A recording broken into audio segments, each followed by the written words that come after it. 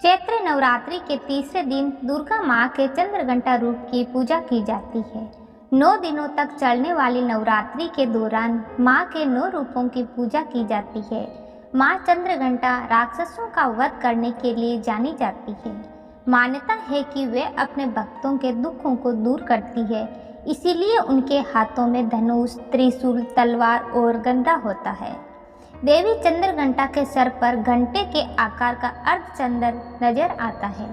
इसी वजह से श्रद्धालु उन्हें चंद्रघंटा कहकर बुलाते हैं। जानिए नवरात्रि के तीसरे दिन की पूजा विधि व व्रत कथा।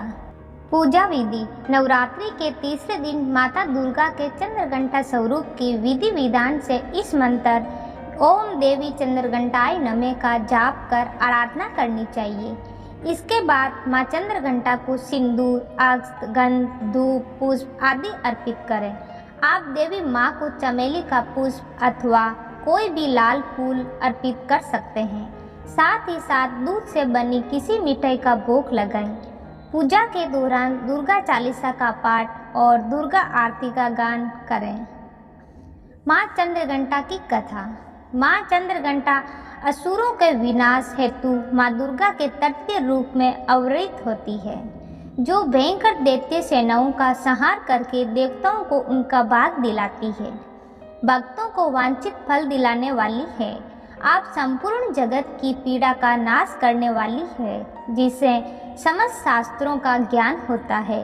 वे मेधा शक्ति आप ही है। दुर्गा भवसागर से उतरने वाली भी आप ही है।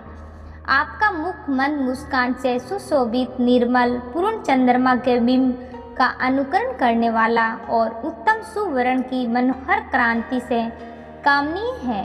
तो भी उसे देखकर महिषासुर को क्रोध हुआ और सहसा उसने उस पर प्रहार कर दिया। ये बड़े आश्चर्य की बात है कि जब देवी का वही मुख क्रोध से युक्त होने पर उदय काल के चंद्रमा की भांति लाल और तनी हुई भौहों के कारण विकराल हो उठा, तब उसे देखकर जो महिषासुर के प्राण तुरंत निकल गए। ये उससे भी बढ़कर आश्चर्य की बात है, क्योंकि क्रोध में भरे हुए यमराज को देखकर भला कौन जीवित रह सकता है। देवी आप प्रसन्न हो।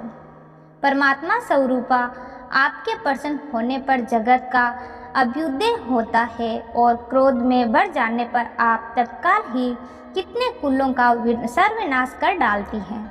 ये बात अभी अनुभव में आई है, क्योंकि महिषासुर की ये विशाल सेना क्षण भर में आपके कोप से नष्ट हो गई है।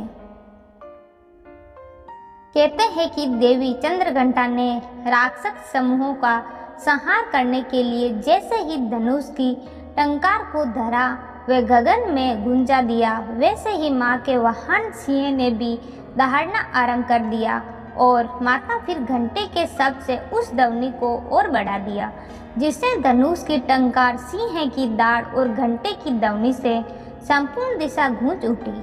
उस भयंकर शब्द वे अपने प्रताप से वह दैत्य समूह का संहार कर विजय हुई। दोस्तों, ये कहानी आपको अच्छी लगी तो लाइक और शेयर जरूर करें। कहानी सुनने के लिए बहुत बहुत धन्यवाद।